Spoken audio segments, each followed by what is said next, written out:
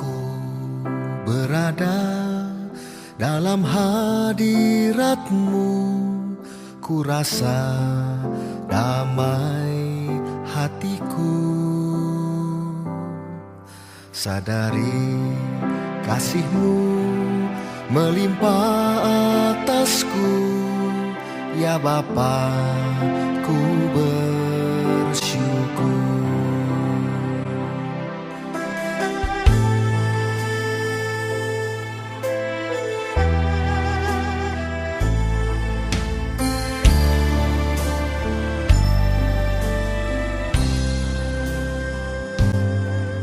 Waktuku bersujud, naikkan doaku, ya Bapa, ku percaya.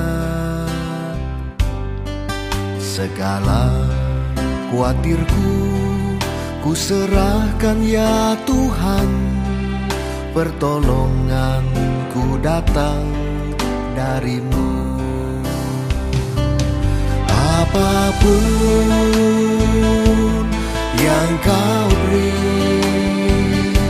semua terbaik bagiku. Karya-Mu yang ajaib, Yesus, nyatalah dalam segenap hidupku.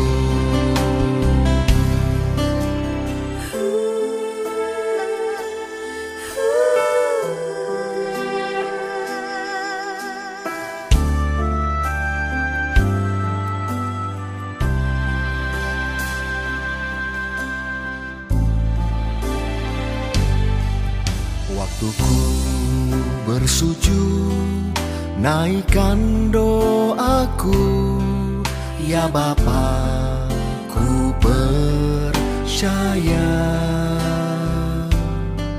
Segala khawatirku ku serahkan, ya Tuhan, pertolonganku datang dari-Mu. Apapun yang Kau beri, semua terbaik bagiku. Karya-Mu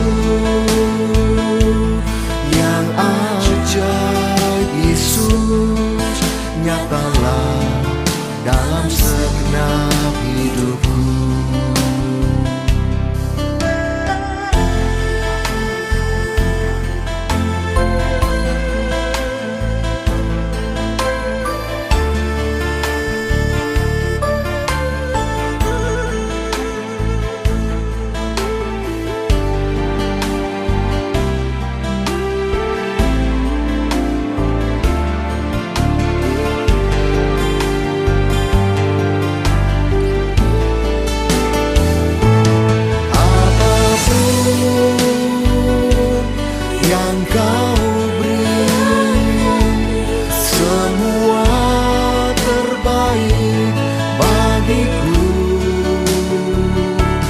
Karya-Mu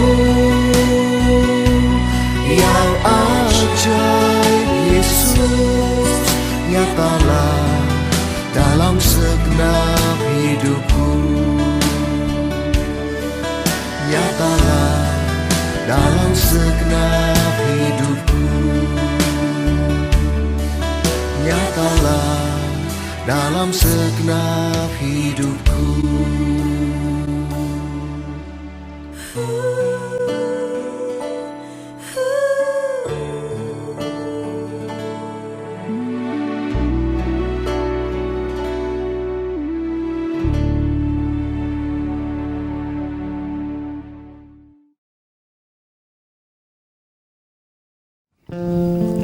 Shalom saudara, salam sejahtera di dalam kasih Kristus bagi kita semua.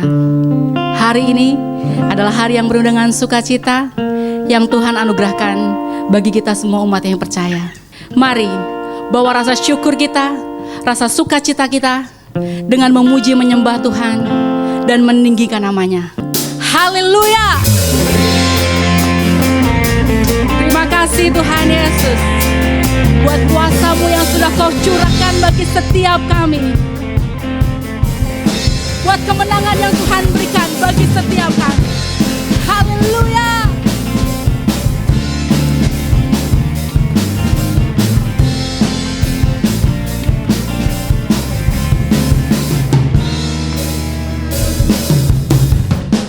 Diberi kuasa dari Raja mulia, menaklukkan musuh di bawah kakiku. Ku pakai kuasa dari Raja mulia. Bila Allah ada bersamaku, siapa jadi lawanku? Hey! Sungguh besar Kau Tuhanku, Engkau perisai hidupku. Ku berdiri dengan iman, iman dalam Yesus Tuhan. Kau yang memberi kemenangan, ku bersorak merayakan. Terpujilah Engkau Raja segala raja. Mari berikan tepuk tangan yang paling dahsyat bagi Tuhan kita, Raja segala raja. Haleluya. Ku diberi kuasa dari Raja mulia, menaklukkan musuh di bawah kakiku. Pakai kuasa dari Raja mulia. Bila Allah ada bersamaku, siapa jadi lawanku? Bila Allah ada bersamaku, siapa jadi lawanku? Katakan bila Allah. Bila Allah ada bersamaku, siapa jadi lawanku? Hey! Sungguh besar Kau Tuhanku, Engkau perisai hidupku. Ku berdiri dengan iman, iman dalam Yesus Tuhan. Kau yang memberi kemenangan, ku bersorak merayakan. Terpujilah Engkau Raja segala raja. Sungguh besar Kau Tuhanku, Engkau perisai hidupku. Ku berdiri dengan iman, iman dalam Yesus Tuhan. Kau yang memberi kemenangan, ku bersorak merayakan. Terpujilah Engkau Raja segala raja. Terima kasih Tuhan Yesus buat kuasa yang sudah tercurah bagi kami semua di tempat ini. Kami bisa menaklukkan musuh. Dan terima kasih buat kemenangan yang Tuhan jadikan buat setiap kami umat-umat-Mu. Haleluya. Kami mau bersorak, kami mau memuji Engkau di tempat yang maha tinggi. Haleluya. Katakan, Besar Kau Tuhanku, Engkau perisai hidupku. Ku berdiri dengan iman, iman dalam Yesus Tuhan. Kau yang memberi kemenangan, ku bersorak merayakan. Terpujilah Engkau Raja segala raja. yes, mari kita puji Tuhan. Sungguh besar Kau Tuhanku, Engkau perisai hidupku. Ku berdiri dengan iman, iman dalam Yesus Tuhan. Kau yang memberi kemenangan, ku bersorak merayakan. Terpujilah Engkau Raja segala raja. Haleluya. Sungguh besar Kau Tuhanku, Engkau perisai hidupku.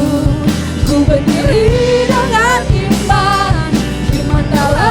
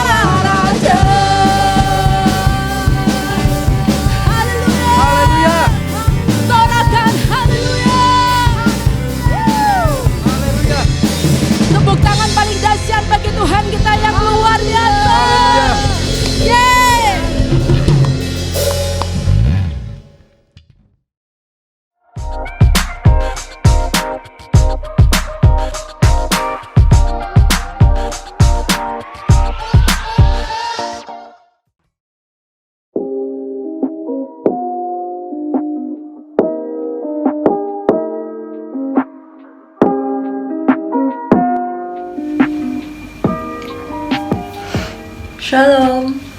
Shalom. Shalom saudara, kembali lagi di Bethany News. Cut. Buset, ini mau Bethany News apa mau tidur sih? Masa mau Bethany News, muka sama baju berantakan gitu? Oh iya. Ya udah yuk girls, kita siap-siap dulu.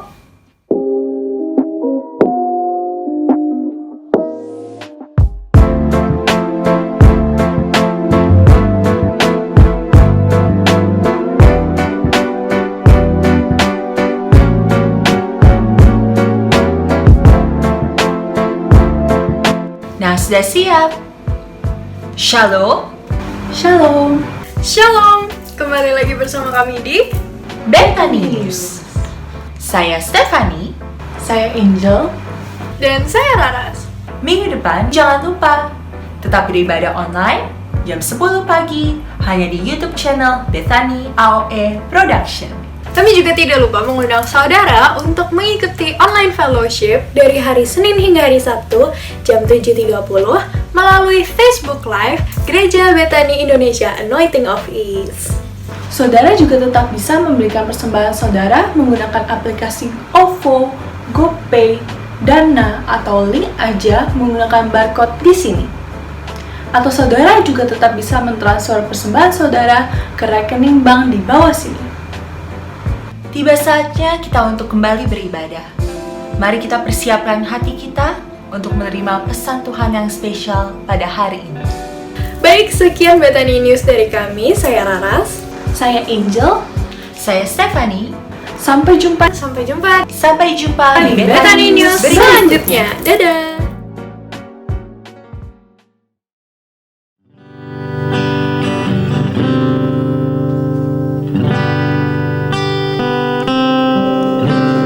Allah yang suci, Maha mulia, Kau disanjung sembah selamanya, surga bumi pun nyanyikan. Bapa yang kekal, Maha kuasa, Kau disanjung sembah selamanya, surga bumi pun serukan. Haleluya, haleluya. Oh kudus, kuduslah Tuhan. Haleluya, haleluya. Terpujilah nama Tuhan.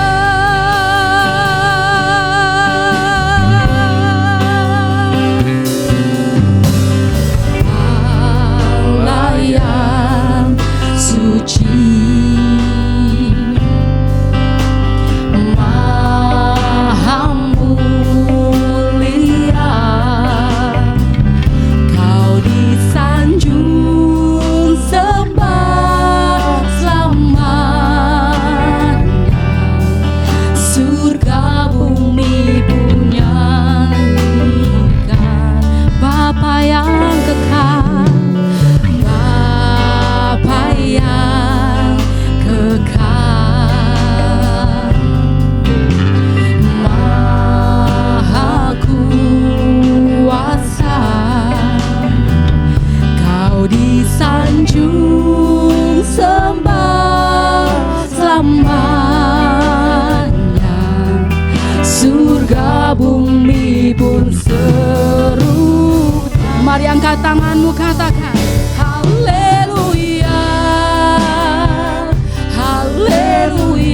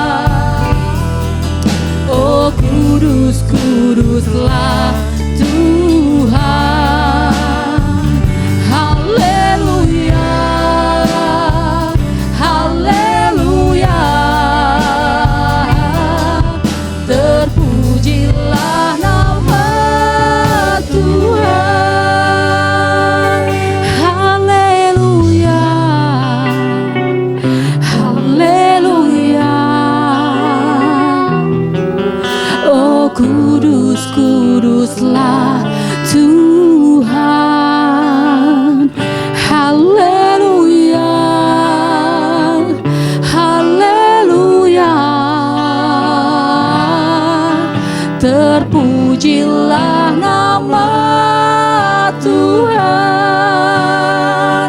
Haleluya, haleluya. Oh kudus, kuduslah Tuhan. Haleluya,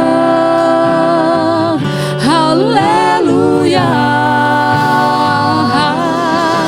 Terpujilah nama Tuhan.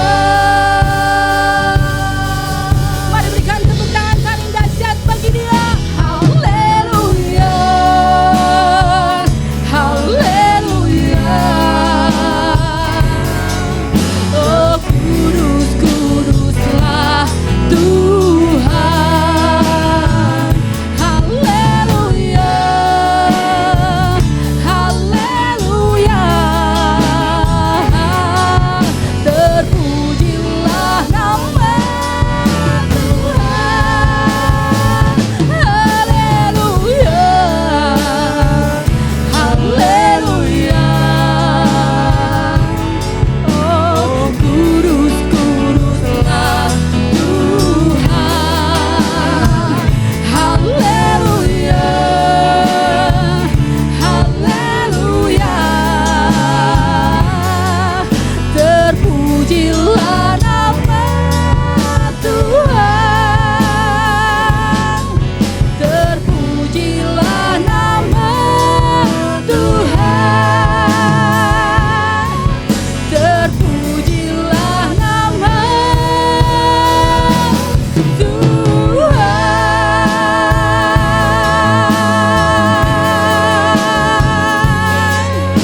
Haleluya,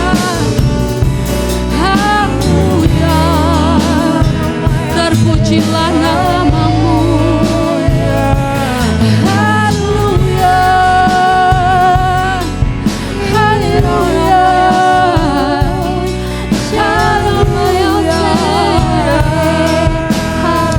Allah yang suci, Allah yang mulia, ku sanjung Kau di tempat tinggi. Oh, haleluya, Tuhan. Oh, kami muliakan Engkau selama-lamanya, Yesus.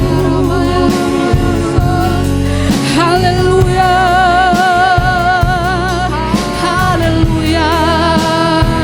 Biarlah segala yang bernafas memuji-Mu, menyembah-Mu. Oh,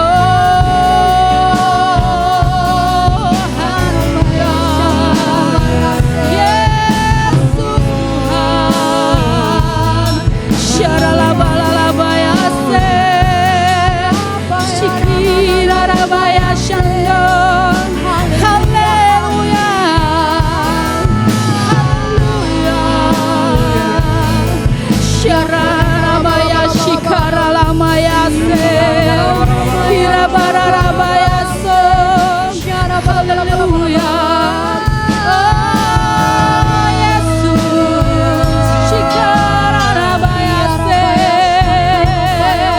Engkau dimuliakan, Engkau ditinggikan Tuhan. Haleluya. Syaralabababaya shikaralamayase.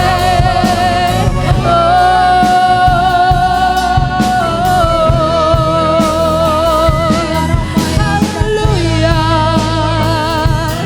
Jesus. Kami naikkan syukur hanya bagi-Mu. Oh, terima kasih Tuhan, terima kasih Yesus. Oh, syaralabalabayase. Haleluya. Mari naikkan syukur kita yang terbaik bagi Dia. Shikaralabalalabalalabalalabayashandayaralamayase.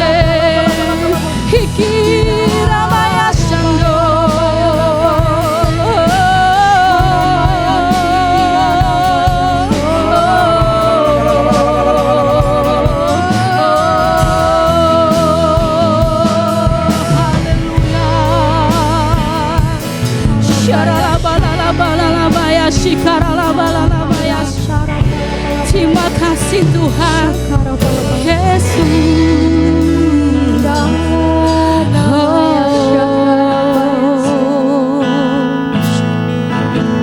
Biarlah setiap yang bernafas memuji Engkau ya Tuhan. Setiap yang bernafas mengaku Engkaulah Tuhan kami, Raja kami, Raja segala raja, yang olehnya setiap kita diselamatkan. Syaralabalalabaya shikaralabaya shikaralabalalabalalabalalabalala irabaralabaya shikaralabaya.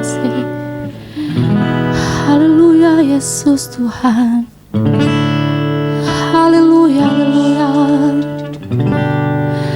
Haleluya Yesus. Syaralabalalabalala. Kami mau terus bernyanyi bagi Engkau Tuhan, menyanyikan kebaikan-Mu ya Tuhan Yesus. Sebagai rasa syukur kami Tuhan. Haleluya. Terima kasih Tuhan Yesus.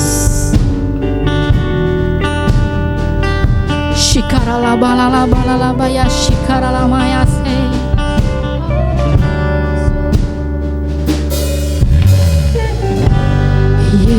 Yesusku, penyelamatku, tiada yang seperti Engkau. Setiap hari ku memuji keajaiban kasih-Mu. Amin. Penghibur, pelindung, menara kekuatan, biarlah semua yang bernafas tak berhenti menyembah-Mu.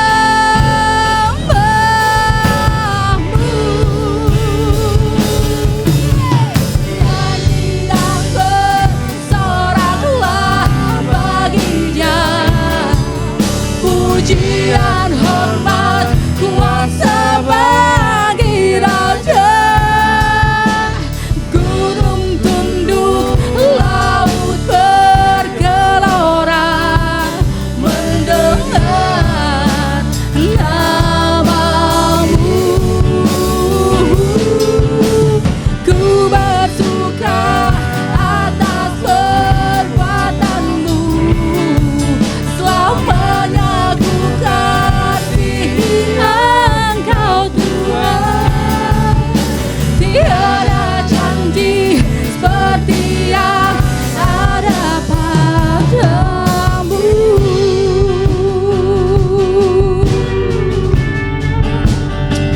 Haleluya. Thank you Lord.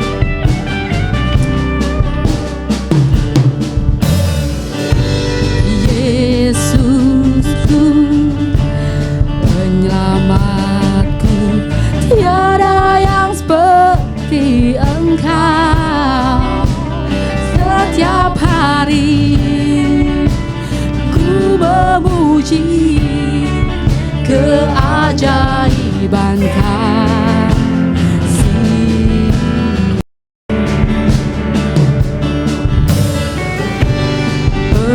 Penghibur, pelindung, menara kekuatan,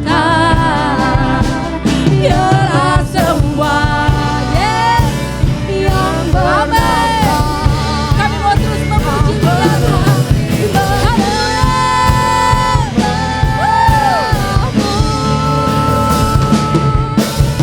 Nyanyi dan bersoraklah bagi Dia, pujian hormat kuasa bagi Raja. Gunung tunduk, laut bergelora mendengar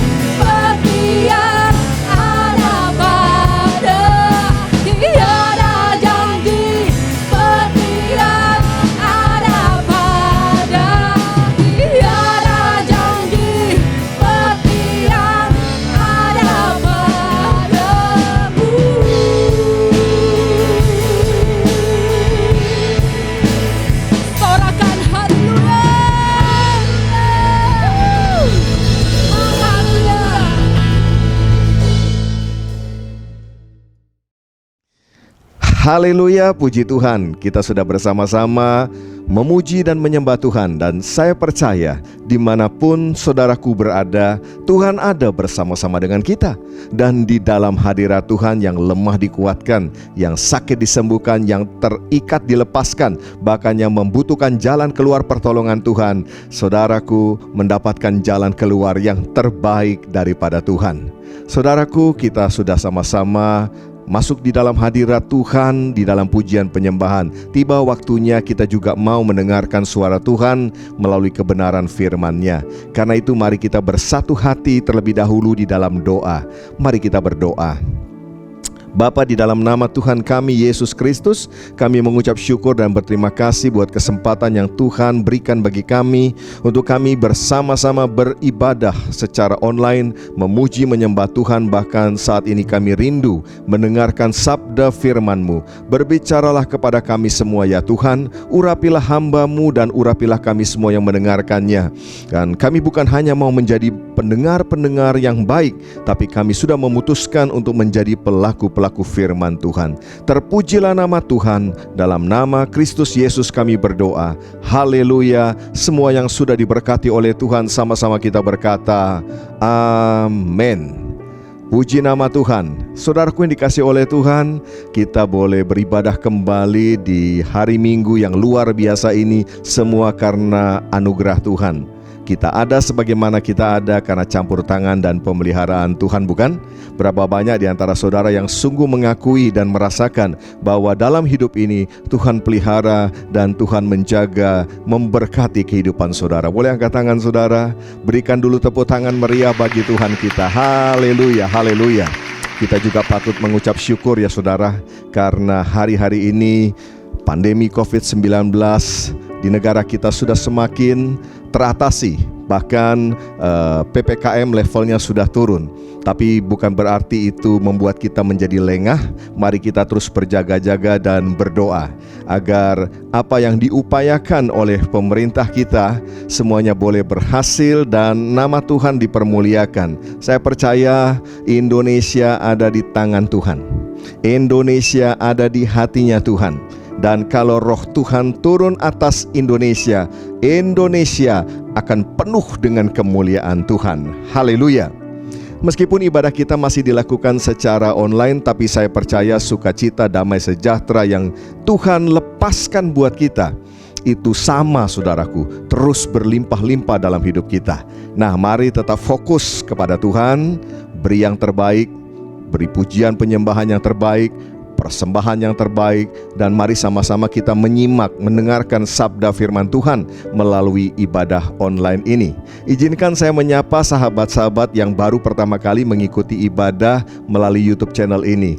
Welcome, selamat datang. Saudara bukanlah orang asing, saudara adalah keluarga kami di dalam Tuhan Yesus Kristus. Karena itu izinkanlah saya juga menganjurkan saudara-saudaraku sekalian untuk dapat menyimak atau mengikuti video-video khotbah yang ada di YouTube channel ini, agar dengan demikian saudara dapat berakar, bertumbuh, dan berbuah dengan lebat. Saya berterima kasih juga buat tim ibadah online yang setiap minggunya dengan tekun dan setia mempersiapkan ibadah online agar kita bisa sama-sama berdoa, memuji dan menyembah Tuhan, bahkan mendengarkan firman Tuhan. Saya percaya jerih lelah saudara di dalam Tuhan tidak akan pernah sia-sia, karena Tuhan memberkati saudara, dan saya percaya hidup saudara akan terus menjadi dampak bagi banyak orang, menjadi saluran berkat, menjadi terang dan garam. Haleluya. Nah, kekasih-kekasih Tuhan Yesus Kristus, minggu yang lalu kita sudah sama-sama belajar bahwa setiap hari kita sebagai orang percaya ini mengalami yang namanya pertempuran-pertempuran atau battles. Saudara masih ingat? Ya, tentu saja bukan pertempuran secara fisik, tetapi pertempuran secara rohani, pertempuran juga secara mental. Dan Tuhan menghendaki supaya kita hidup berkemenangan, bukan kadang-kadang menang, tetapi senantiasa berkemenangan. Terus menang, menang terus. Nah, bagi saudara yang ketinggalan, yang belum mendengarkan khotbah ini, ya, yang berjudul Terus Menang, Menang Terus. Setelah ibadah ini berakhir, saudara bisa memutar video khotbah yang ada di YouTube channel Bethany AOE Production ini yang berjudul tadi Terus Menang, Menang Terus. Haleluya. Dan hari ini saya ingin melanjutkan dengan hal yang akan memperlengkapi saudara dan saya untuk senantiasa terus menang dan menang terus. Saudara pernah dengar kata pelepasan? Nah, saya mau tanya, seberapa pentingkah pelepasan itu bagi orang percaya? Seberapa pentingkah pelepasan itu bagi saudara dan saya?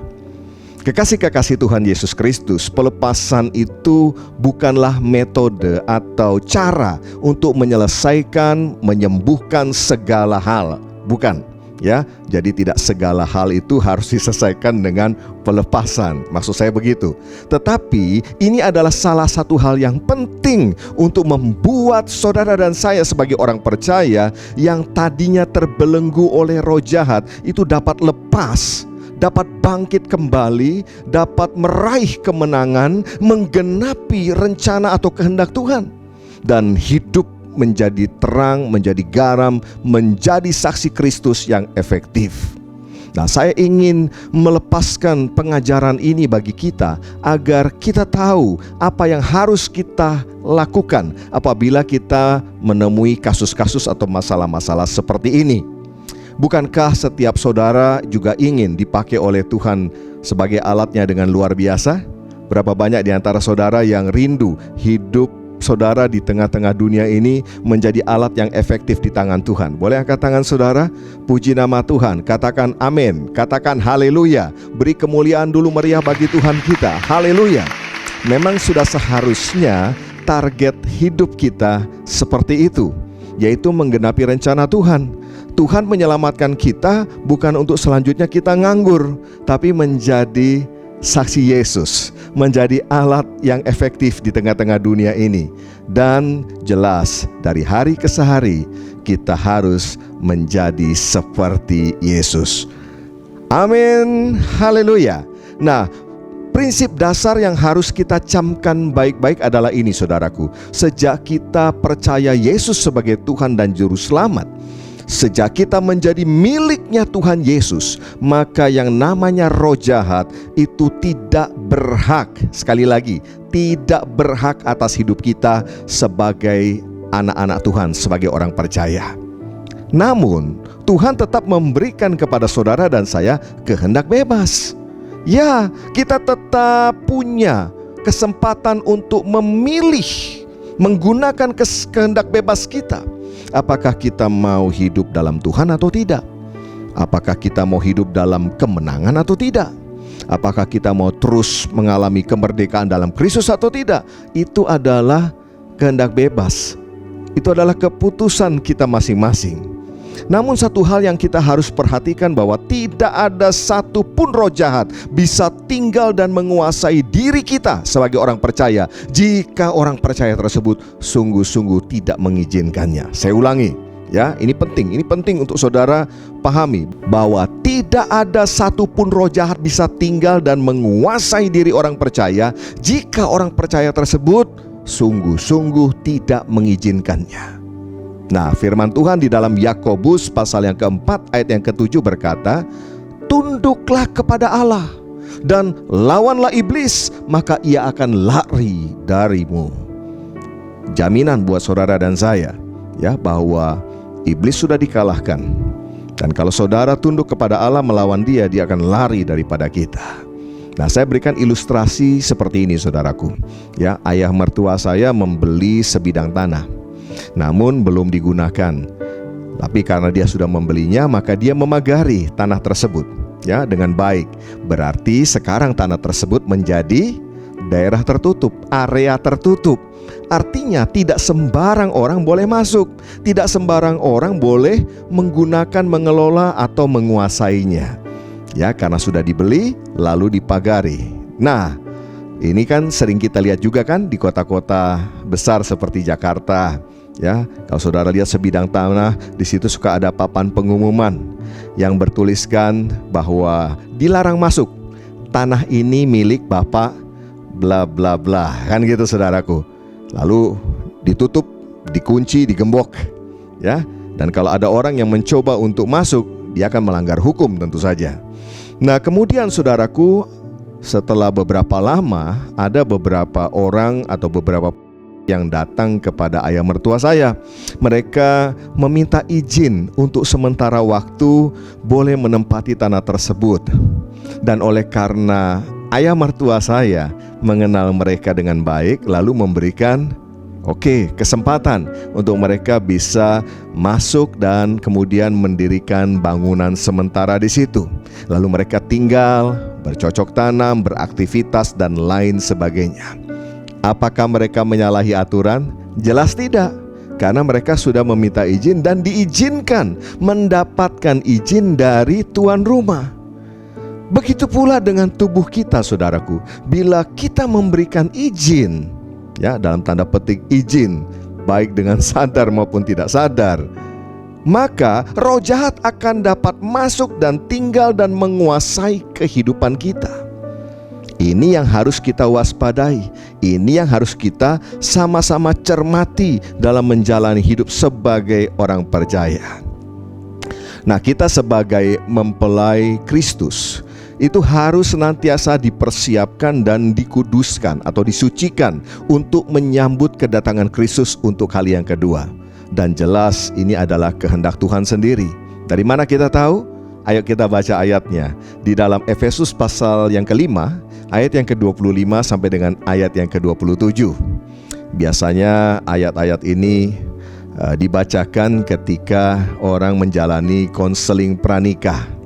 Nah, biasanya saudara pengantin atau orang yang akan melangsungkan pernikahan, hidup berumah tangga, sebelum diberkati di gereja, mereka harus mengikuti yang namanya konseling pranikah. Jadi kalau ada di antara saudara yang berencana akan menikah, nah, kasih waktu yang cukup, ya, jangan buru-buru, jangan mendadak.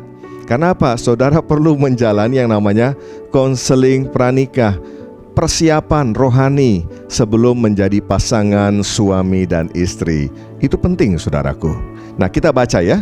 Di dalam ayat yang ke-25 sampai 27 dikatakan, "Hai suami, kasihilah istrimu sebagaimana Kristus telah mengasihi jemaat dan telah menyerahkan dirinya baginya untuk menguduskannya sesudah ia menyucikannya dengan memandikannya dengan air dan firman, supaya dengan demikian ia menempatkan jemaat di hadapan dirinya dengan cemerlang, tanpa cacat atau kerut atau yang serupa itu, tetapi supaya jemaat kudus dan tidak bercela." Puji Tuhan. Saudaraku dikasih oleh Tuhan, pelepasan itu adalah bagian dari persiapan mempelai Kristus untuk menghilangkan yang disebutkan tadi, cacat atau kerut atau yang serupa itu, supaya mempelai Kristus menjadi jemaat yang kudus, jemaat yang tidak bercela. Bapak Ibu dikasih oleh Tuhan, apakah menghilangkan cacat atau kerut atau yang serupa itu adalah tanggung jawab Tuhan semata-mata? Nah, untuk lebih jelasnya mari kita akan sama-sama membaca Wahyu pasal yang ke-19 ayat yang ke-7. Ya, seringkali banyak orang percaya berasumsi bahwa ini adalah tanggung jawab Tuhan semata-mata. Mari kita baca. "Marilah kita bersukacita dan bersorak-sorai dan memuliakan Dia, karena hari perkawinan anak domba telah tiba dan pengantinnya telah siap sedia." Mari kita perhatikan kata pengantinnya telah siap sedia. Kata siap sedia itu dari bahasa aslinya yaitu hetoimatso. Hetoimatso itu punya arti ini, saudaraku, to make the necessary preparation, ya, melakukan persiapan-persiapan yang dibutuhkan. Arti berikutnya lagi adalah get everything ready, ya, membuat segala sesuatu ready atau siap. Artinya apa? Artinya kitalah sebagai mempelai-mempelai Kristus yang harus melakukan segala persiapan-persiapan yang diperlukan tadi, agar dengan demikian segala sesuatu menjadi ready, menjadi siap. Nah, bagiannya Tuhan ada. Bagiannya Tuhan seperti yang dikatakan dalam Efesus pasal 5 yang tadi, ayat 25-27, yaitu menguduskan. Ya, katakan menguduskan. Betul, menguduskan saudara dan saya, menguduskan mempelainya dengan cara memandikannya dengan air dan firman. Itu bagian Tuhan. Tuhan sudah mengerjakan, Tuhan sudah melakukannya. Menyucikan, menguduskan saudara dan saya dengan air dan firman. Nah, orang-orang yang pernah menjalani pesta perkawinan atau pernikahan, ya, mengerti betul arti mempersiapkan diri untuk menjadi mempelai, saudaraku. Ya, menjadi mempelai, khususnya saudaraku, mempelai wanita, ya, itu akan sangat lama, saudaraku, merias diri di depan cermin.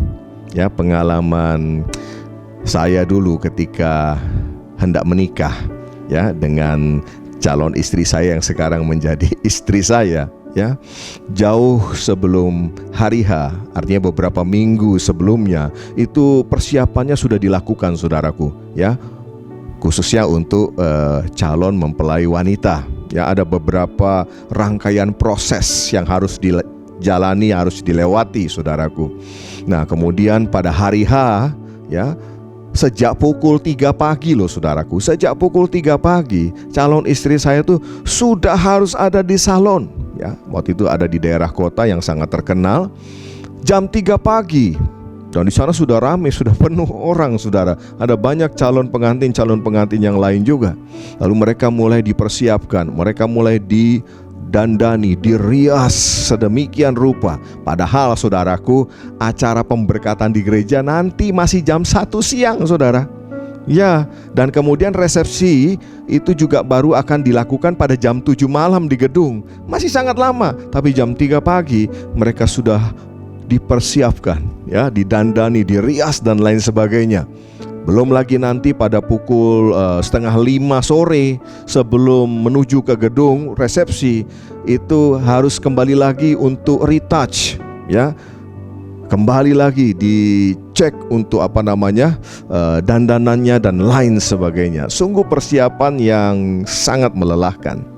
Nah, sebagai mempelai-mempelai Tuhan Yesus Kristus, kita pun harus selalu melakukan persiapan diri dalam kehidupan kita ini. Karena apa? Karena waktu kedatangan sang mempelai sorgawi, yaitu Tuhan Yesus Kristus, tidak ada seorang pun yang tahu. Tapi Alkitab berkata, peristiwa itu akan berlangsung begitu cepat. Itulah sebabnya firman Tuhan mengajarkan kepada kita untuk selalu berjaga-jaga. Karena tidak ada yang tahu waktunya. Tapi yang pasti kalau kita berjaga-jaga, ketika waktu itu tiba, maka dikatakan kita dalam sekejap mata akan diubahkan dalam tubuh kemuliaan. Lalu kita akan menyongsong Tuhan di angkasa. Saudaraku yang dikasihi oleh Tuhan, firman Tuhan sesungguhnya adalah cermin bagi kita. Saya ulangi, firman Tuhan itu sesungguhnya adalah cermin bagi kita, di mana ketika kita bercermin, kita akan bisa melihat diri kita. Kita akan bisa memperbaiki, kita akan bisa mempersiapkan diri kita lebih baik lagi. Amin. Ya kan? Itu gunanya cermin kan? Saudara bercermin supaya saudara tahu mana yang perlu diperbaiki. Ya, kalau wanita apalagi, alisnya perlu diperbaiki, ya, perlu ditambah, lipstiknya masih kurang, bedaknya kurang, kan kira-kira begitu, saudaraku. Itulah guna cermin. Nah, mari kita akan baca di dalam Yakobus pasal yang pertama, ayat yang ke-23 sampai dengan ayat yang ke-25. Dikatakan, sebab jika seorang hanya mendengar firman saja dan tidak melakukannya, ia adalah seumpama seorang yang sedang mengamat-amati mukanya yang sebenarnya di depan cermin.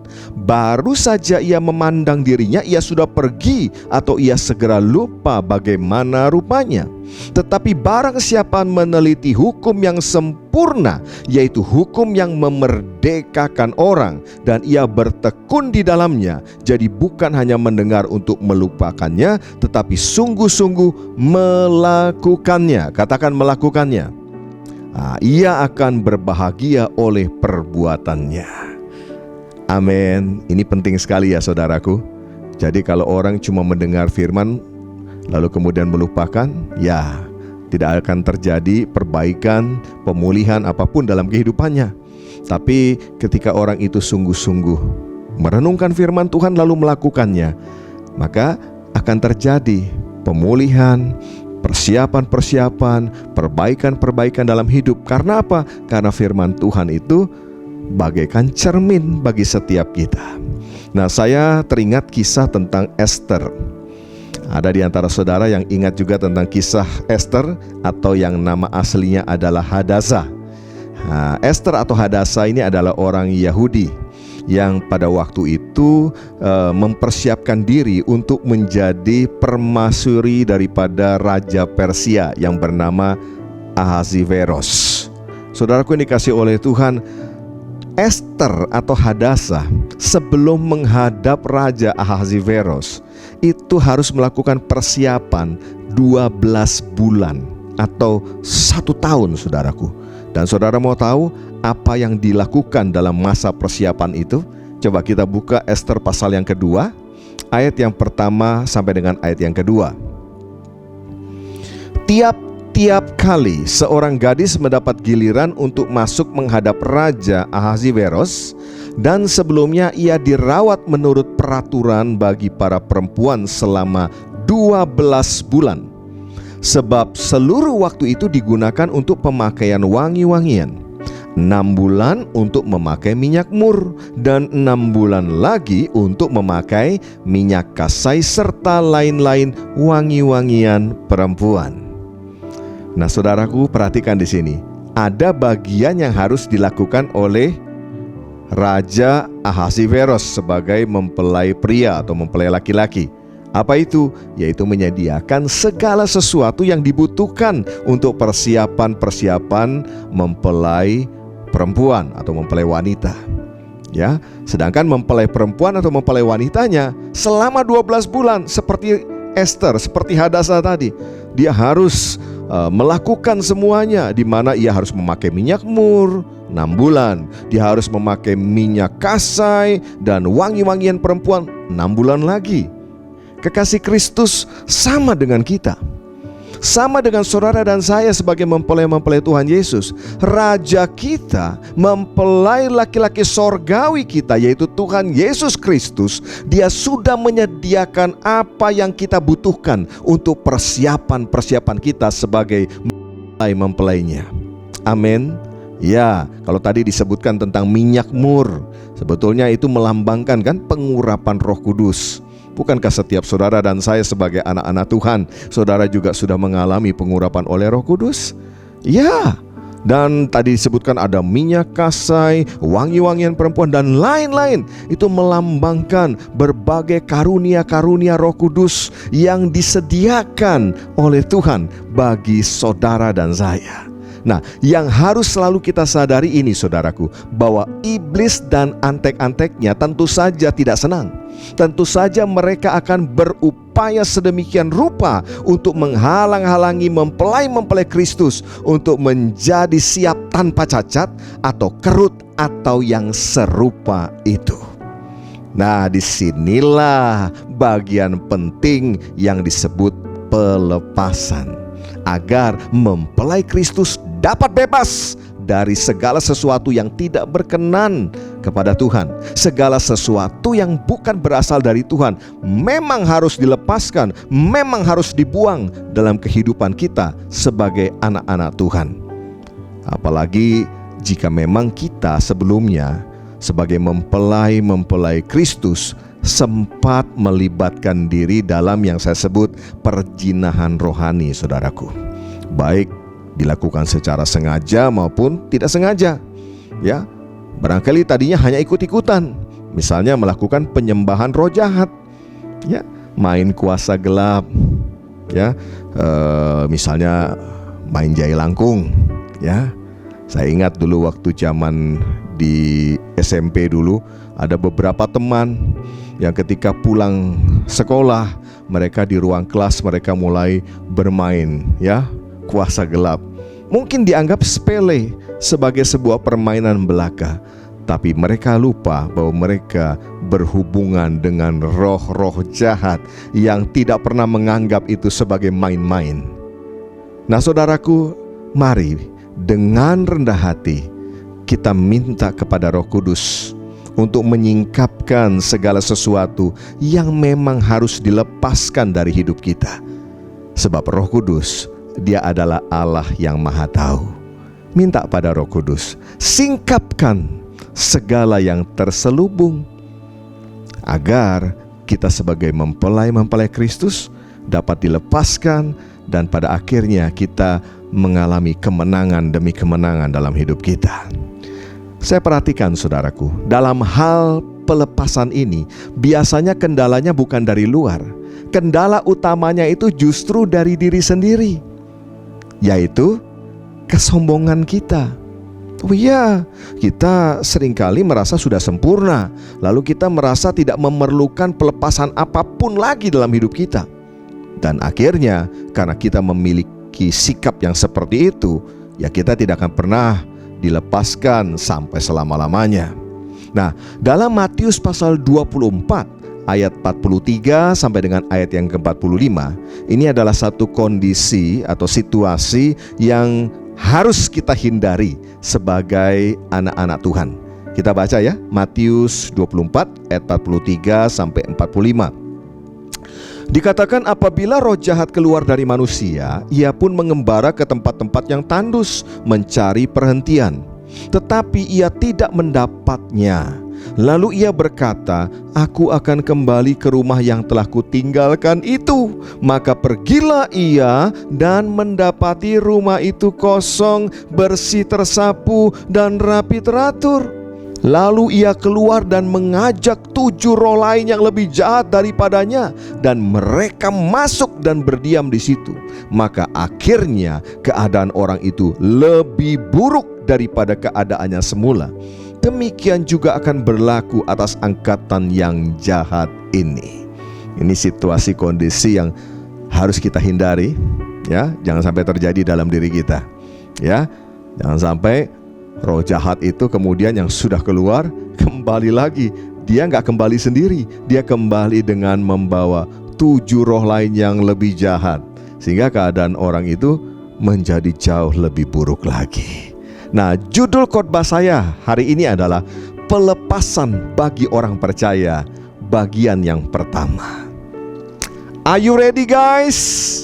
Berapa banyak yang ready? Lambaikan tangan, saudara. Puji Tuhan, puji nama Tuhan. Nah, saudaraku, kita harus sadar bahwa iblis itu adalah pencuri, pembunuh, pembinasa.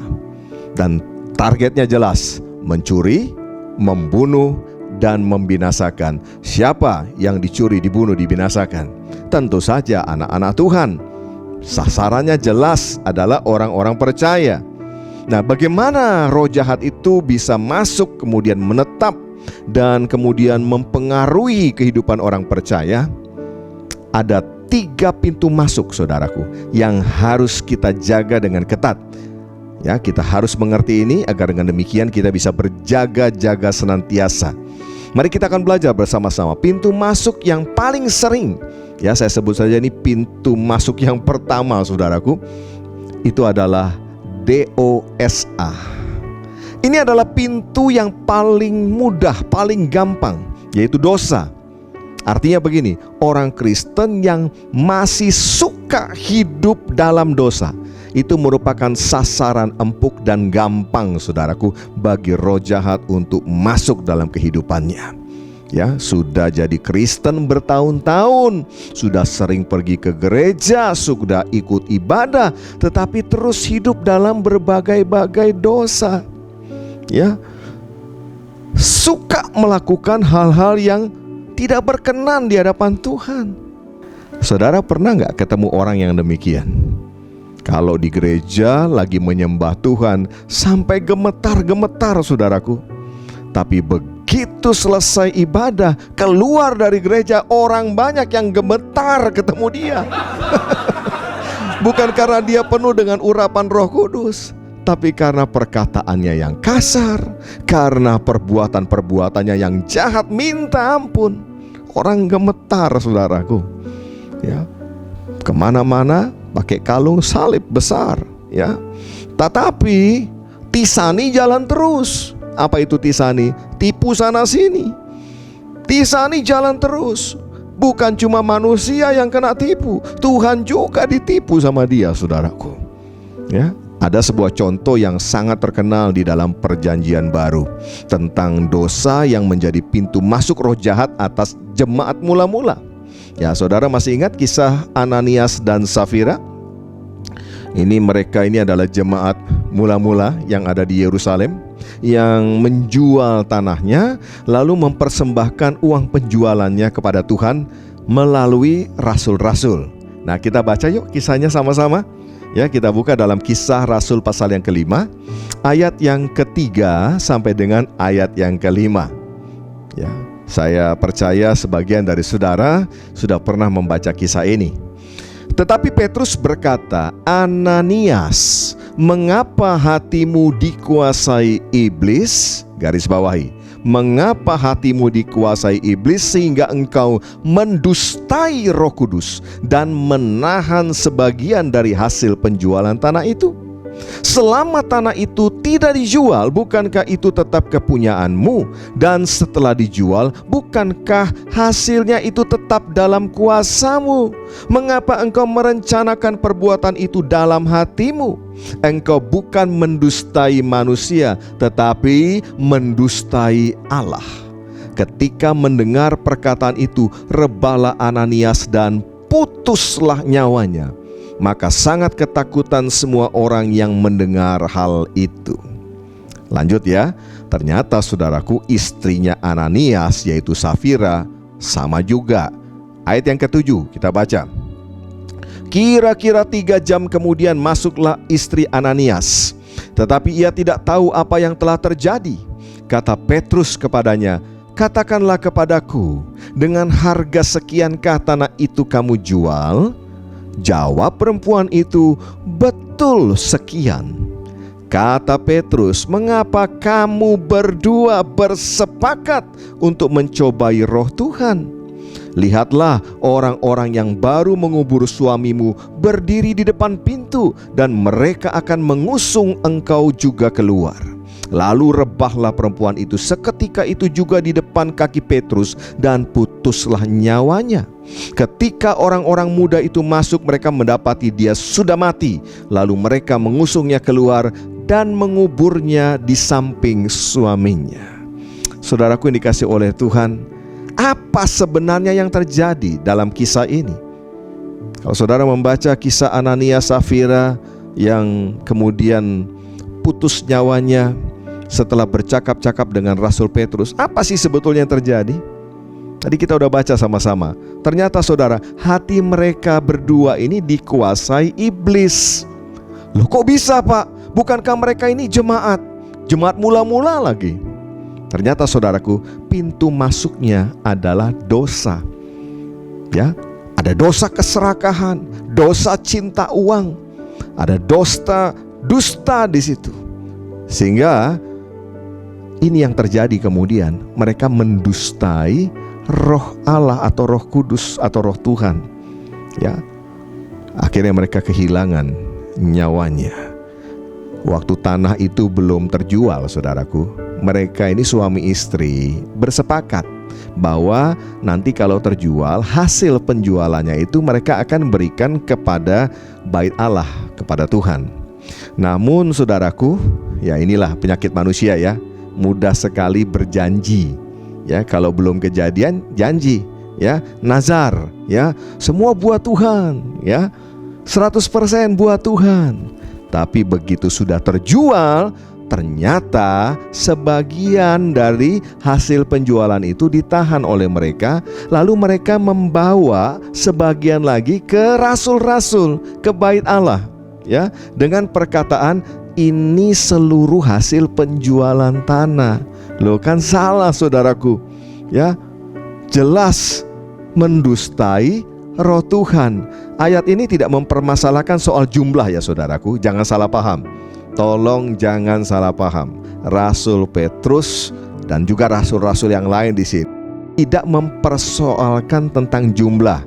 Jadi jangan salah mengerti bahwa rasul-rasul ingin mendapatkan lebih banyak lagi persembahan. Sama sekali tidak. Bukan itu poinnya. Tetapi dusta yang dilakukan oleh Ananias dan Safira, itulah masalahnya. Ya, kalau kita kaitkan dengan hari-hari ini bagaimana? Banyak toh contoh ya, orang yang berkata ini seluruhnya buat Tuhan. Ternyata tidak. Pendeta memang tidak tahu, tetapi roh Tuhan kan tahu. Ada orang yang berkata, inilah persepuluhanku. Ya, tapi kan Tuhan tahu apakah itu benar-benar atau tidak, kan Tuhan yang tahu. Bapak Ibu dikasih oleh Tuhan, poinnya di sini adalah Ananias dan Safira mencoba untuk mengelabui Tuhan. Nah, mereka lupa bahwa Roh Allah, Roh Kudus adalah Roh yang Maha Tahu. Dan Roh Kudus yang memenuhi Petrus membuat Petrus kemudian memperkatakan akan hal itu kepada mereka. Itu contoh saudaraku. Yang lain lagi, contoh lain lagi bahwa pintu masuk bagi kuasa jahat atau roh jahat itu adalah dosa. Satu ketika Tuhan Yesus memberikan satu perumpamaan tentang seorang hamba yang memiliki hutang 10.000 talenta.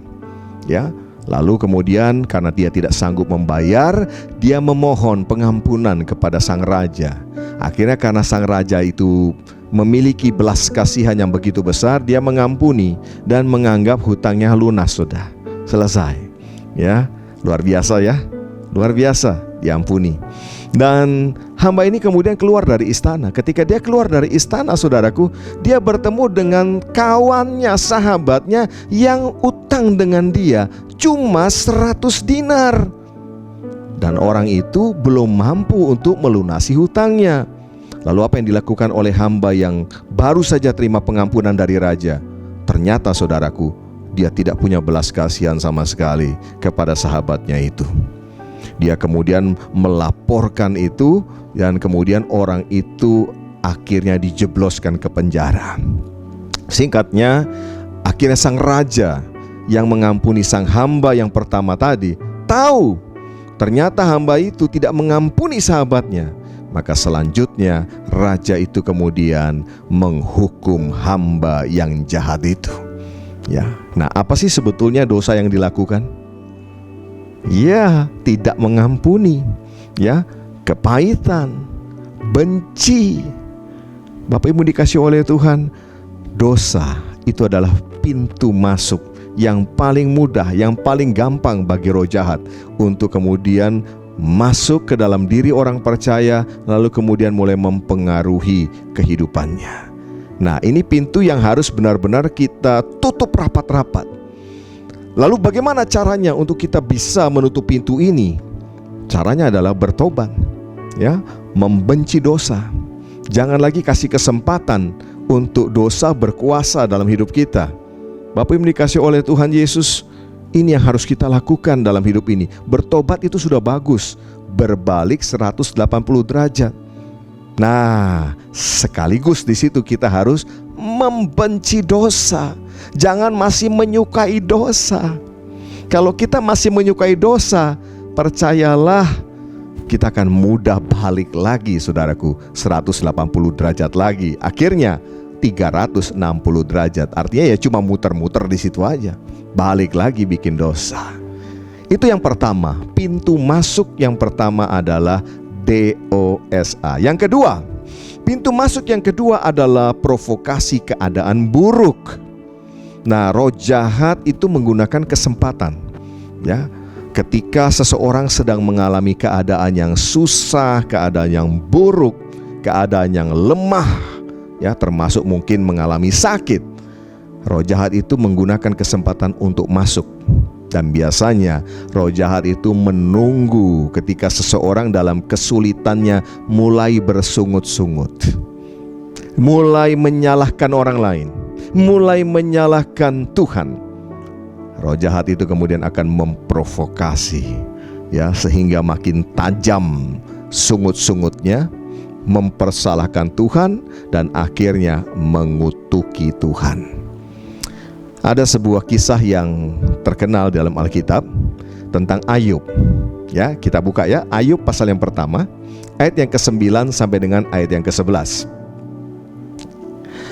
Ini percakapan antara iblis kepada Tuhan. Dikatakan, lalu jawab iblis kepada Tuhan, apakah dengan tidak mendapat apa-apa Ayub takut akan Allah? Bukankah engkau yang membuat pagar sekeliling dia dan rumahnya serta segala yang dimilikinya? Apa yang dikerjakannya telah kau berkati, dan apa yang dimilikinya makin bertambah di negeri itu. Tetapi ulurkanlah tanganmu dan jamalah segala yang dipunyainya, ia pasti mengutuki engkau di hadapanmu. Ini kata iblis kepada Allah, kepada Tuhan, ya. Ingat saudara, iblis itu selalu memprovokasi, ya, orang percaya untuk mengutuki Tuhan, ya. Bahkan saudaraku, iblis juga bisa menggunakan saudaraku trauma-trauma atau ingatan-ingatan kita tentang pengalaman-pengalaman kita yang lalu, termasuk pengalaman-pengalaman masa kecil kita, di mana kita diperlakukan tidak adil, dilecehkan, direndahkan, dan lain sebagainya. Dan semua itu bisa dijadikan materi-materi provokasi oleh iblis, sehingga pada akhirnya itu menjadi pintu yang terbuka lebar bagi roh jahat. Ya, bukankah banyak kita ketemu orang-orang yang masih saja mengingat peristiwa masa kecil, bagaimana ketika dia dilecehkan, dihina, karena mungkin keadaannya waktu itu lagi tidak baik, mungkin sedang mengalami keadaan miskin dan lain sebagainya, lalu direndahkan orang lain, direndahkan oleh kawannya. Lalu sekarang setelah dia menjadi dewasa, dia berhasil, ya, dia nggak pernah bisa lupakan tentang hal itu, bahkan dia masih membenci terus, ya, kondisi-kondisi seperti itu. Nah, ini yang seringkali digunakan sebagai materi provokasi oleh si jahat, oleh si iblis. Bapak Ibu dikasih oleh Tuhan, kita harus tutup rapat-rapat pintu ini. Bagaimana caranya? Dengan mengucap syukur dalam segala hal. Kita harus memahami bahwa Allah tidak pernah merancangkan hal-hal yang jahat, hal-hal kecelakaan bagi anak-anaknya. Dan Allah turut bekerja dalam segala hal untuk mendatangkan kebaikan. Ingat, hanya kebaikan bagi orang yang mengasihi kita. Jadi apapun yang kita sedang alami hari-hari ini, mungkin lagi dalam situasi, kondisi yang tidak enak, pahami betul bahwa Allah turut bekerja untuk mendatangkan kebaikan, sehingga tidak ada kesempatan bagi kita untuk kemudian bersungut. Tidak ada kesempatan bagi iblis juga, bagi si jahat, untuk memprovokasi kita dengan materi ini. Belajar untuk mengucap syukur dalam segala hal. Amin. Berapa banyak saudara memahami bahwa kita harus mengucap syukur dalam segala hal untuk menutup rapat-rapat pintu ini, karena saudara paham bahwa Allah tidak pernah merancangkan yang buruk. Tuhan tidak pernah merancangkan yang jelek atas kita. Berapa banyak yang sadar akan hal itu? Puji nama Tuhan, puji nama Tuhan, ya. Jadi pintu masuk yang pertama adalah dosa. Pintu masuk yang kedua adalah provokasi keadaan buruk. Dan pintu masuk yang ketiga adalah tipuan warisan keturunan. Pernahkah saudara mendengar orang berkata begini, ya, orang tua saya punya penyakit ini, jadi saya juga punya gen keturunan penyakit ini. Nah, saudaraku, pernyataan ini, pemahaman yang seperti ini akan menjadi sebuah pintu masuk, ya. Pengakuan ini akan menjadi pintu masuk bagi apa? Roh jahat, dia akan mulai menuduh terus menerus, ya. Dia akan berkata begini, betul, ayahmu itu sakit ini, makanya kamu juga akan punya penyakit yang sama. Ayahmu itu punya kondisi, misalnya saudaraku, sakit jiwa, maka kamu pun akan seperti itu, mewarisi sakit jiwa. Ya, ibumu sakit ini, kamu akan seperti itu. Bapakmu dikasih oleh Tuhan. Saya coba belajar, saya baca di hal-hal yang berkaitan dengan ini. Ternyata sains membuktikan bahwa belum tentu seseorang yang misalnya memiliki penyakit tertentu itu akan menurunkan kepada keturunannya. Belum tentu, saudaraku. Ya. Sama juga ketika seseorang memiliki orang tua yang sifatnya buruk. Seringkali saudaraku, iblis memakai setiap kesempatan untuk berkata kepada orang itu, ya, kamu mewarisi sifat buruk dari bapakmu itu, kamu mewarisi sifat buruk dari kakekmu, ya, dari ibumu, kamu persis seperti orang tuamu. Dan sayangnya saudaraku, orang-orang Kristen, orang percaya yang tidak memahami betul akan kebenaran firman Tuhan mulai mengaminkan itu. Jadi dia mulai percaya, bapakku sifatnya pemarah, makanya aku pemarah. Bapakku adalah pemabuk, maka aku pun wajar kalau jadi seorang pemabuk. Kan salah konsep kalau begitu, saudaraku. Iya, ini namanya gagal paham, kan? Kan tidak seperti itu. Nah, mari saudaraku, ini 3 pintu masuk yang harus kita jaga dengan ketat. Ya, pintu masuk yang pertama apa tadi? Dosa. Pintu masuk yang kedua adalah provokasi keadaan buruk. Dan pintu masuk yang ketiga adalah tipuan warisan keturunan. Ya, seandainya poin yang ketiga ini diambil yang positif, wah luar biasa. Misalnya begini ya, yang positif ya. Ayahku seorang yang murah hati, ya, seorang yang peramah, maka aku anaknya juga akan seperti itu. Wah, itu dahsyat, ya. Ambil yang positif, bukan yang negatif. Tapi yang terjadi kan sebaliknya, yang negatif, yang dianggap akan diwarisi. Nah, hari ini saudaraku yang dikasih oleh Tuhan, saya akan berhenti dulu di sini. Ya, minggu depan saya tentu akan melanjutkan lagi tentang hal pelepasan bagi orang percaya. Ingat bahwa pelepasan bukanlah metode atau cara untuk menyelesaikan atau menyembuhkan segala sesuatu. Ya, jadi bukan artinya segala sesuatu penyelesaiannya harus pelepasan, bukan itu. Tapi ini adalah salah satu hal yang penting untuk membuat orang percaya yang tadinya terbelenggu oleh roh jahat bisa lepas, bisa bangkit, bisa menang, lalu menggenapi rencana Tuhan, menjadi terang dan garam, si Yesus yang efektif di tengah-tengah dunia ini. Nah, pelepasan adalah bagian dari persiapan mempelai Kristus. Untuk apa? Menghilangkan cacat atau kerut atau yang serupa itu, supaya mempelai Kristus menjadi jemaat yang kudus dan tidak bercela. Kita harus sadar, saudaraku, iblis musuh kita itu pencuri, pembunuh, peminasa. Target dia setiap mempelai Kristus, setiap anak-anak Tuhan, ia mengalami kebinasaan dalam hidupnya. Nah, pahami betul ada pintu-pintu masuk di mana roh jahat bisa masuk dan memengaruhi hidup kita. Itu harus kita waspadai dan kita jaga dengan ketat. Yang pertama adalah dosa. Ya, jangan lagi jadi orang Kristen yang masih suka hidup dalam dosa. Ayo belajar bertobat, benci dosa. Amin. Yang kedua, provokasi keadaan buruk. Mari kita tutup rapat-rapat dengan cara mengucap syukurlah dalam segala perkara.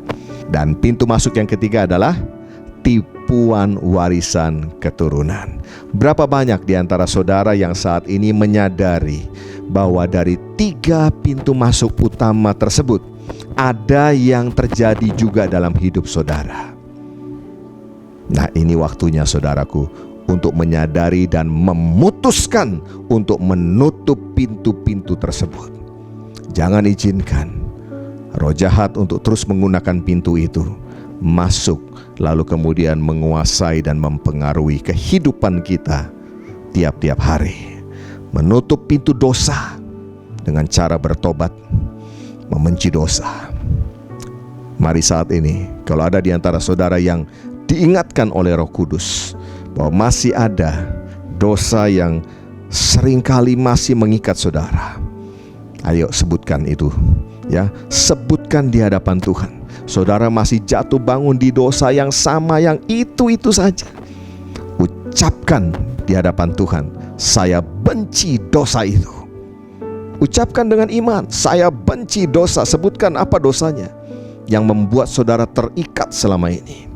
Dan stop termakan provokasi keadaan buruk yang membuat saudara selama ini bersungut-sungut, menyalahkan Tuhan, bahkan mengutuki Tuhan. Tutup pintu itu.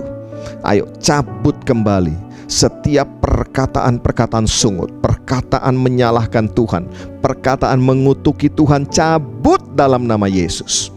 Ya, katakan, gak usah malu, katakan dengan sungguh, saya cabut perkataan sungut-sungut, saya cabut perkataan menyalahkan Tuhan, saya cabut perkataan kutuk kepada Tuhan di dalam nama Tuhan Yesus. Dan mulai saat ini saudaraku yang dikasih oleh Tuhan, ganti dengan mengucap syukur kepada Tuhan dalam segala hal. Ya, karena Tuhan turut bekerja dalam segala sesuatu untuk mendatangkan buat saudara, buat saya, kebaikan, hanya kebaikan. Dan yang ketiga, tolak tipuan warisan keturunan.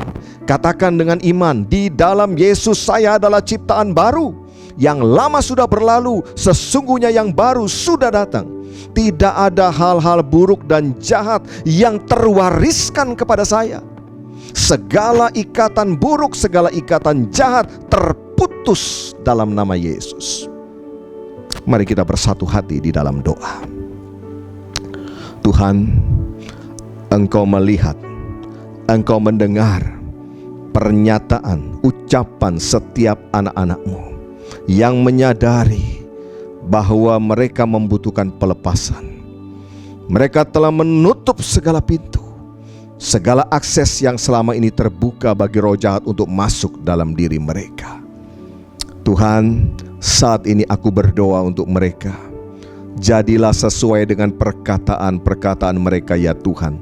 Tertutup segala pintu, segala akses yang mereka sebutkan dalam hidup anak-anak-Mu ini Tuhan. Mulai saat ini, Roh Kudus, Engkau yang pegang kendali 100%. Engkau satu-satunya yang berdaulat atas diri anak-anak-Mu. Jadilah kehendak-Mu ya Tuhan dalam hidup mereka tiap-tiap saat Tuhan. Nyatakan Tuhan kehendak-Mu dan kemuliaan-Mu dalam hidup anak-anak-Mu ini. Sejak saat ini Tuhan, tidak ada lagi pintu yang terbuka bagi roh jahat untuk dapat masuk dalam kehidupan anak-anak-Mu ini Tuhan. Terima kasih Bapa, berkatilah anak-anak-Mu Tuhan. Berkatilah rumah tangga, keluarga. Berkatilah mata pencarian usaha pekerjaan mereka ya Tuhan. Biarlah tutup bungkus semuanya dengan kuasa darah Yesus. Biarlah hari ini menjadi titik awal bagi mereka, untuk mereka mengalami kebangkitan, mereka mengalami kemenangan di dalam Tuhan, mereka mengalami kemuliaan Tuhan terus menerus. Terima kasih Tuhan, biarlah mereka terus menang terus dalam kehidupan mereka. Bapa, terima kasih buat ibadah hari ini, pengajaran yang Tuhan lepaskan bagi kami sekalian, agar kami mengerti apa yang terjadi di dalam kehidupan anak-anak-Mu di akhir zaman ini Tuhan. Kami mau taat, kami mau tunduk, kami mau setia kepada Tuhan saja. Dan saat ini Tuhan, kami juga mau membawa persembahan kami kepada Tuhan. Di dalam ibadah ini kami membawa persembahan syukur kami, persembahan diakonia kami, persembahan ucapan syukur kami Tuhan, dan juga mengembalikan persepuluhan kami, yaitu apa yang menjadi milik Tuhan. Ya Tuhan, berkatilah persembahan daripada anak-anak-Mu ini Tuhan Yesus. Biarlah persembahan-persembahan ini boleh dipakai untuk pelebaran kerajaan Tuhan melalui wadah gereja-Mu. Berkatilah tangan-tangan yang telah membawa persembahan ini Tuhan. Engkau memberkati dalam segala apa yang dikerjakan. Tuhan buat berhasil, nama Tuhan dipermuliakan. Ya Bapa, saat ini juga kami berdoa buat bangsa dan negara kami Indonesia. Mari kita angkat tangan sama-sama berdoa untuk Indonesia. Kami bersyukur buat bangsa ini Tuhan. Engkau yang sedang menghantarkan bangsa ini Tuhan untuk masuk dalam kemuliaan Tuhan. Kami melihat campur tangan-Mu atas bangsa ini, di mana pandemi COVID-19 sudah mulai terkendali dan mereda di tengah-tengah bangsa ini Tuhan. Berkatilah para pemimpin kami, mulai dari Bapak Presiden, Wakil Presiden, para menteri, para pejabat dari pusat sampai ke daerah. Biarlah mereka boleh menjalankan pemerintahan dengan hati yang takut kepada Tuhan, dengan mata yang tertuju hanya kepada Tuhan. Kami percaya waktu Roh-Mu tercurah atas Indonesia, Indonesia akan penuh kemuliaan Tuhan. Kami percaya hujan pertobatan terjadi atas bangsa ini. Banyak orang yang boleh datang kepada Yesus dan mengaku Yesus sebagai Tuhan dan Juru Selamat. Terima kasih Bapa yang baik. Berkati gereja-gerejamu yang ada di seluruh Indonesia. Semua tetap dapat berfungsi, menjalankan tugas panggilannya di masa-masa yang sukar ini dengan baik. Terima kasih Bapa yang baik. Terima kasih Tuhan. Kami mengucap syukur buat kesempatan beribadah saat ini. Dan sebelum kami mengakhirinya Tuhan, kami rindu berkat-Mu tercurah atas setiap kami. Saudara-saudaraku yang dikasihi oleh Tuhan Yesus Kristus, mari kita angkat kedua tangan kita. Arahkanlah hati saudara kepada Bapa di sorga, sumber segala berkat. Kekasih-kekasih Tuhan Yesus Kristus, Tuhan memberkati engkau dan melindungi engkau. Tuhan menyinari engkau dengan wajah-Nya dan memberi engkau kasih karunia. Tuhan menghadapkan wajah-Nya kepadamu dan memberi engkau damai sejahtera. Terimalah berkat yang berlimpah-limpah di dalam nama Bapa, Anak dan Roh Kudus, yaitu Tuhan Yesus Kristus, yang menyertai dan memberkati, memulihkan dan mengangkat kita semua mulai saat ini sampai Maranatha, bahkan sampai selama-lamanya. Yang percaya sudah menerima berkat dari Tuhan berkata, amin. Haleluya.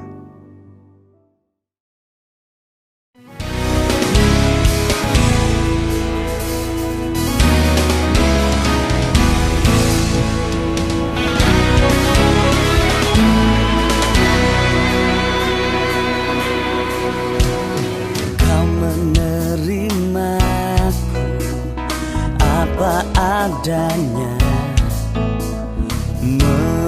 membuatku semakin terpesona.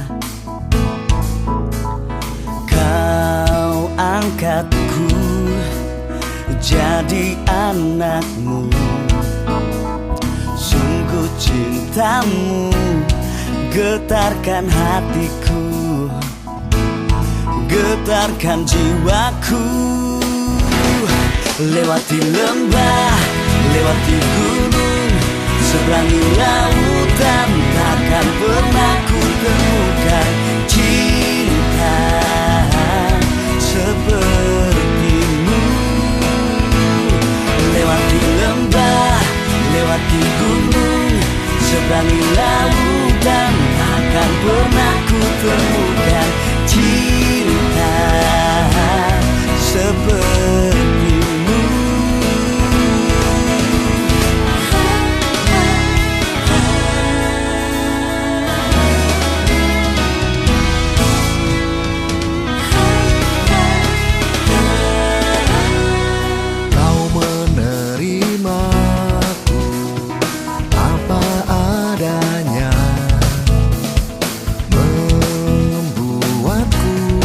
Semakin terpesona.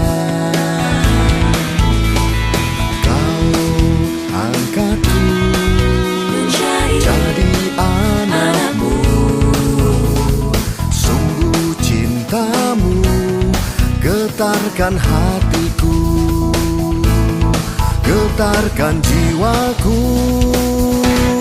Lewati lembah, lewati gunung, seberangi lautan, takkan pernah ku temukan cinta seperti-Mu. Lewati lembah, lewati gunung, seberangi lautan, takkan pernah ku temukan cinta seperti-Mu.